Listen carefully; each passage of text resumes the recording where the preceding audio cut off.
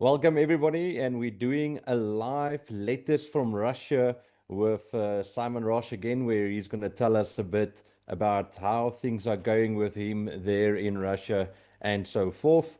And yeah, hello, Simon, how are you? Yep. Well, thanks. And you, Marius? No, I'm good. I'm good. Good, good.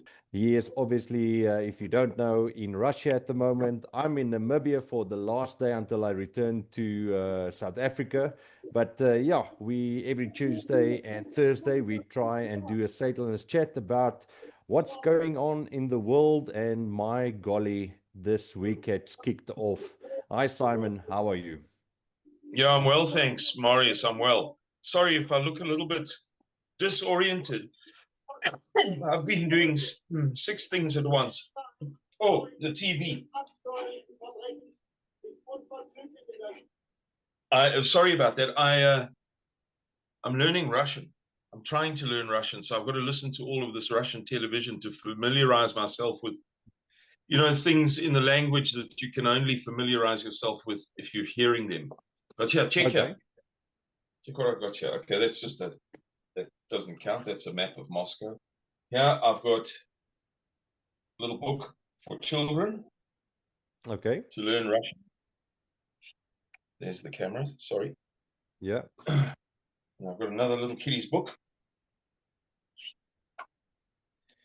and another little children's book. Okay. One is an exercise book, so I'm writing the Russian letters over and over and over again. And yeah, that's why the TV was blaring in the background. Sorry about that.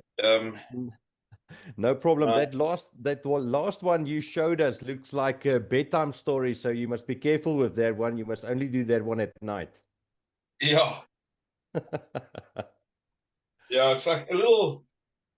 It's letters, so Yeah. it gives you examples according to letter: A, B, C, D, E, F, G. Yeah.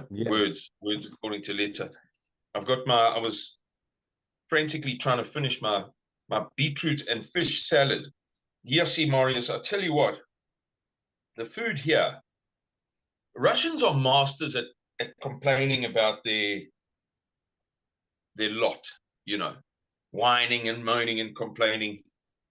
They don't know how good they've got it. They really don't. The food here is absolutely splendid. You know what you can buy in the shops for peanuts? You go Yeah. into a little shop. I counted because I couldn't believe it. 118 varieties of bread in in one shop's display. Wow. Varieties, different, distinct, and they've all got more than 50.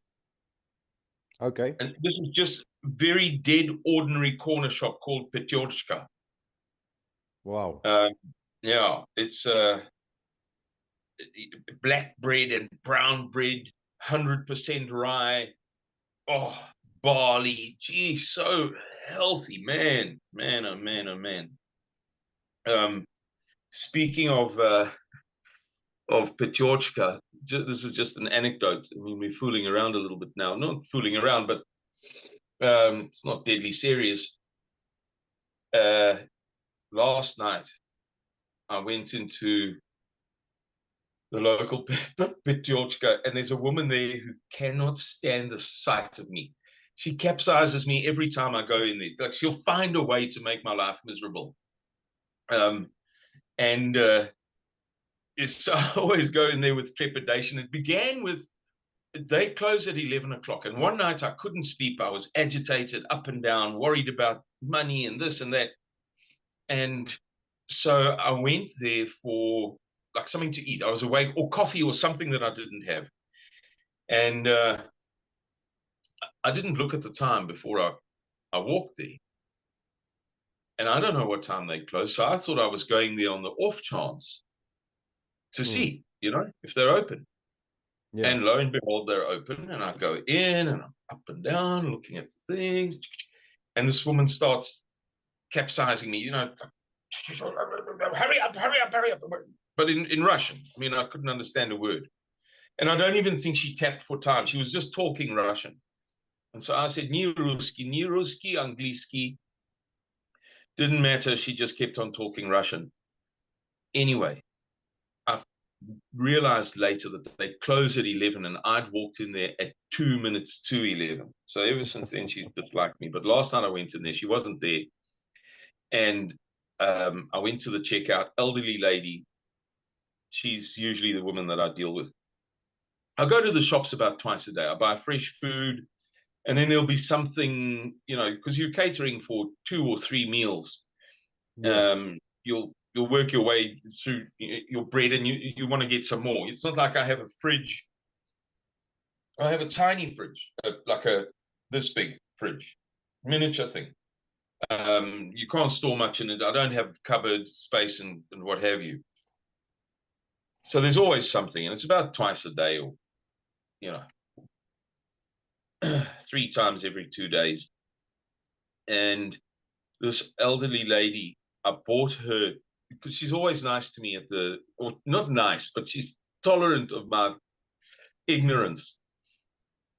I bought her as a gift cookies, and she was overjoyed, absolutely overjoyed. So that was a sweet thing that happened. And then let me tell you about my drama. Yes, I've got my second toes are long. And for instance, if I have trousers repaired, I think everybody who knows me in informal settings knows that I have my trousers repaired over 15 years. I don't throw them out. So on the farm, I'm forever wearing trousers that have got 36 patches in them. And if the ladies in front of Kloof know this well, if I have trousers repaired, I'll always say, please put the patch on the front, on the outside, for appearance, obviously, and another patch on the inside. I don't mind paying more money, but if you don't patch from the inside, my toe will hook in the rent, in the tear, and I'll be back here in 2 weeks' time. I've got these long second toes, and I was putting my trousers on in this cramped space this morning, and as a man would, one leg, and then you're kind of hopping, and I lost my footing just a little bit, easy to correct, little hop, no problem. But when I hopped, there was something in my way, and so my foot, didn't, and I fell backwards, and I hit my head against the wall of this room, and there's a hole this big in the wall because the wall is made of gypsum board this thin. Yeah. So I went and did my business this morning. I had to go to the megaphone, the telephone place, and came back, and I'm in trouble. The women have come in here. They've seen a big hole in the wall. Management is on me. There's going to be dramas. I've got to pay 10,000, which is about all of 2,500 rand, 2,250 rand, give or take, and you're in trouble. Now, I don't want to get kicked out of this hotel because I'll find another one. It won't be a big drama, but I'm here and I'm established and I know all the places around here, and people have become helpful because they've become familiar with me. So I explained to the guy what happened. And I said to him, actually, if you hit your head on a wall, you're supposed to have a sore head. I said, look here. I said, you can put your hand there if you want. He didn't. I said, you can put there. There's no bump. There's no bruise. There's no nothing. That's because the wall is made of paper. Since when have you heard of somebody falling and hitting the wall, and the wall falls down and they don't have a mark on them? So he rings up the big guy, explains the story to the big guy. The big guy says to him, okay, tell him this. Number one, I'm watching him on the CCTV camera in reception, so wherever he is. Number two, tell him he has to pay 5,000 rubles, so about 1,000 and small change rand. And then give him a 2/3 discount for the rest of his stay. So it cost me 5,000, but I'm saving 10,000 at least. At least, if there's a delay with my permissions, like my permissions have gone to the Parliament, the application. I might be here, some extra days. I'm meant to leave on Monday, but if I stay another 3 or 4 days in this hotel, I could save myself 20,000 rubles. So, spasiba balshoi, Mr. Dilshot. Spasiba balshoi. Thank you very much, Mr. Dilshot. I appreciate that. You understood properly exactly what happened. And the other guys, he was just basically saying, listen, let's just keep everybody happy. Let me be in a position to say, I charged him 5,000. Everybody wanted to charge me 10. I charged him and kicked me out. I charged him 5. It's okay. We punished him a little bit. But what they won't know is that he saved me 20. So that's a man. That's a proper man. Yeah. So those are some stories. Oh, and then Marius, you wanted the address. Okay, so for all of the people who've been asking Marius where to send the bells, the correct address is Crocus Tushina Hotel, and Tushina is written in Latin script, our script, like Tushino, so Tushino, but it's pronounced Tushina. Tushina Hotel, Moskva, but you can just write Moscow in Latin script. Danilaitis 14, Danilaitis 14. So that's D-O-N-E. I've got to translate the Cyrillic. D-O-N-E-L-A-I-T-I-S-A.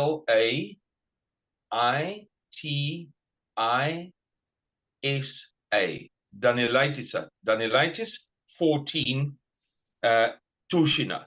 So it's Crocus Tushina Hotel, Moskva, or Moscow. Danilaitis 14, I've already spelt it for you. And then Tushina again. Put Tushina at the bottom. If you want to look up a code, you can easily do that on the internet. And it should be, for attention, Simon Roche, R-O-C-H-E. It's not Roche. There is no such word as Roche. Roche means rock in French.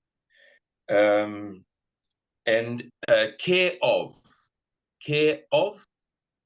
reception, Alisa, A-L-I-S-S-A, my girlfriend. She's not really my girlfriend, but she adores me. We just get on well, when two people just get on. She's this young Doug girl. And she's just a receptionist, but she arrives at work looking like $1 million every day. Geez, that woman makes an effort. And the last time I left here to go to Arkhangelsk, she was in tears, the poor thing. So she's gonna look after all of the bells, all of the whiskey for me. And I think, Boris, I really sincerely from my heart say that it's noble and good that people acknowledge that I was the one and only human being in all of the world who warned for 20 months that there is a specific timeline to the instigation of World War III. And now that the Israelis have really shown their true colors by bombing the Iraq reactor, I mean, just let's not even get into the good and the bad of it. I think it's great that people are pestering you for my address to give that man a bells. I certainly deserve it, no two ways about it. But more to the point, whether I deserve it, I mean, in a sense, I don't deserve it because it's by the grace of God, and I mean that very, very, very, very, very sincerely, that I'm here. And by the grace of God, through the instrument of the members' fees and Mr. Miller's deployment. So I'm, the least on the scale. But if people want to give that man a bells, as I say, they're more than they're more than welcome, and they shouldn't really worry about they heard somebody else sent a case. Send. Don't worry if somebody else sent a case. Yeah, you'll enjoy it with your Russian friends. Yeah, yeah. Yeah, Oh, dear yeah. me. Oh, you can't believe the times that we're living in. Honestly, it's too much for your mind. Mm, An American guy, really super duper guy, a classy guy who's supported Suidlanders through thick and thin. He's given us, can't even tell you how generous he's been over time. Called me about an hour ago. And he said exactly the same thing. He said, Simon, give that man a bells. You were the only human being on the face of the earth who was willing to stick his neck out and tell the truth about these timelines. And last week we were on the phone. He said to me, please dictate some voice notes for my relatives, explaining to them like how the timeline works, and why there's a let's say a compulsion that Israel must cause a war between what they would call the 35 nations of Edom, of the Edom mentality. So if you know about the 70 proto-nations, the 70 first nations from the Bible, 35 of them are meant to possess the mentality of the red people. Adam means red. Magen David Adom is the Israeli equivalent of the Red Cross, and it means Magen David is the shield of David. So the two interlinked triangles, Star of David, as some people call it. It's not. Magen David Adom is shield David, so shield of David, red, as in the Red Cross. That's okay. And Edom the same. So Adom, Edom, the red people. So they say that the whites, people who are red, get red in the sun, blush, have even red hair. Those 35 proto-nations, going back all that way, and then the rest of the world, which is again composed of, they would say, 35 proto-nations of the 70 nations, Israel being the 71st. They have a saying, one sheep among 70 wolves. So, yeah, I dictated those voice notes just explaining why it is that they have to do it this year. They have to destroy us this year, because the thing is that the 35, let's say, brown nations, or what they would call the 35 nations of the Ishmael from the Bible, of the Ishmaelite mentality, have to win. So they have to wipe out Edom, wipe us out off the face of the earth, because we are the obstacle to them reigning over the earth, loosely speaking. Not to make this a good or a bad thing, but that's, there's, I know what I'm talking about, and there's overly sufficient first-hand evidence, on this all over the internet. It's written in 1,000 places. So can you believe it? They bombed the flipping reactor. Can you believe it? Man, Marius. Yeah. And oil prices already skyrocketing. Yeah. Already. Yeah. Marius, Yeah. I'm gonna say something now which might infuriate some people, and Mr. Miller might feel that I've crossed the line, as he sometimes does. I suppose, I don't know how many times, but on a number of occasions over the past years, maybe 5 or 4 or 6, he's contacted me and said, look, just that's just a bit too much. So if so, we can, remove the video or delete this portion of the video. It's not the end of the world. But I contemplated this last night without spitefulness at all. I examined my heart. I sat down in this room and I sat still and I examined my heart. And I think that I can say truthfully that I hope that a lot of people take a big hiding with this oil story. Not because I'm a psychopath who wants to see misery in other people. The Americans have the Germans have a good expression, Schadenfreude, a joy in destruction. It's not Schadenfreude. It's not that I want to see people suffer. But I do think that this is a golden opportunity for people to get a wake-up call. Yeah.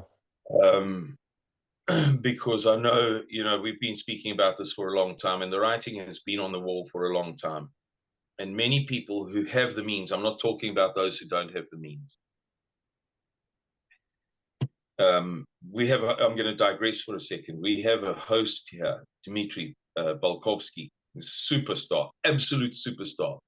If anybody wants to know more about him, look up the YouTube channel Russia Move. Russia Move. And there's a girl we meet not every day, but almost every day, not on weekends. Let's say about 3 or 4 days of the working week at a nearby cafe, because it's convenient for him and very convenient for me. And then we'll chat for a little bit, and either we'll go off together to do something important, or we'll then go our separate ways. I'll come back to the hotel. He'll go and do his, sort of high-flying business. Excuse me for a second. And there's a girl there who was miserable, a worker, the other day. And I mentioned it to him. And he said, he took my compassion to mean that I had taken a shine to her. I said to her, for goodness sake, man, she's 35 years younger than me, firstly. And secondly, she's a Muslim. It's, one of these Soviet peoples who were integrated into the Russian constellation by the Tsars. Yeah. I said, it's got nothing to do with that. I just have compassion for her. She's clearly sad. It's just as simple as that. And so he said, nah, man, I'm just pulling your leg. Don't get so worked up, so defensive. My point being that it's possible to have compassion for people, but also to know what's best. And it's not always a cuddle. Sometimes, particularly if it's a son, it's a damn good hiding. Sorry, I just recalled for a second one of my sons coming home and saying, Dad, we were told at school today that corporal punishment is illegal in South Africa. I said, say it once more, just once more. And he could see in my eyes, ooh, I was angry. Ooh, that the government will tell me whether I can raise a rod to my child. Heavens above. Anyway, I think, Mario, Simon, it is. Sorry. Yeah. No. Go on. I was just going to say, I have deep compassion for those people who can't afford to store fuel. to buy fuel, to Yeah. stockpile fuel. I have zero compassion, nil, for the good people, not bad people, good people who haven't done it. Maybe now they will learn their lesson about the practicalities of what is coming toward us, so that when the next thing comes, they do listen to the warnings and take action. That's all I have to say. Sorry, Maurice, carry on. No, no, that's exactly what I wanted to say. It's like you said with your children. It's sometimes you give them a hiding. It's not because you are angry with them or out of spitefulness or because you want to hurt them. It's because you love them, and that's the way I see it as well. Maybe because of what's going to happen now with the fuel prices, the food prices, and everything that's going to go up. Some people's ears are finally going to go open. People that's been sitting on the fence, that's finally going to start to listen and realize, luister so, we don't have that much time to start prepping a bit, to start doing this, to start doing that. Maybe start becoming a part of a group and whatever. I mean, so maybe this little hiding, well, maybe it might not be so little, but maybe it's a good thing, and not like you said, it's out of spite or nastiness or whatever the case might be. But like you've rightly said, you've been warning for a long time about what's going to happen, and now it's happening. Yeah, So yeah, yeah, yeah, yeah. I mean, I haven't been warning for even a third of the period of time that Mr. Miller has. I'm not taking anybody's credit or stealing anybody's credit. I'm just referring to this very yeah, particular timeline whereby the a certain group of people believes that it has to initiate mm, World War III in the year when the Chinese zodiac and let me begin at the beginning. When the Hebrew year 5785 and the Christian year 2025 and the Chinese zodiac year of the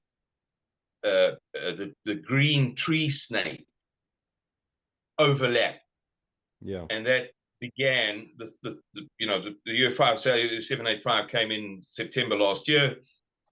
The 1st of January heralded the year 2025, and the 29th of January, the year of the green tree snake in the Chinese zodiac. So they have a window of opportunity up until the year 5786 begins. mm, So yeah, that will be in late September. I haven't even looked because the calendar is a lunar calendar, so it changes every year. It's not like the Hebrew year always begins on the first of or on the same day relative to the seasons and the sun. It's the same. It's the same day. It's the same month and the same day, but it adjusts. It floats. mm. Um, so yeah, that's all I'm taking credit for. And as I say, thank you very much to all of the people who've been plaguing Marius regarding my address in Moscow. Yeah, yeah. I think I must take a commission. No, Uh, Simon, great chatting with you once again. But lekker, Simon. See you then just now again. yes, fixed up. Cheers, Great. Marius. Okay, Simon. Cheers, man. Bye. Bye.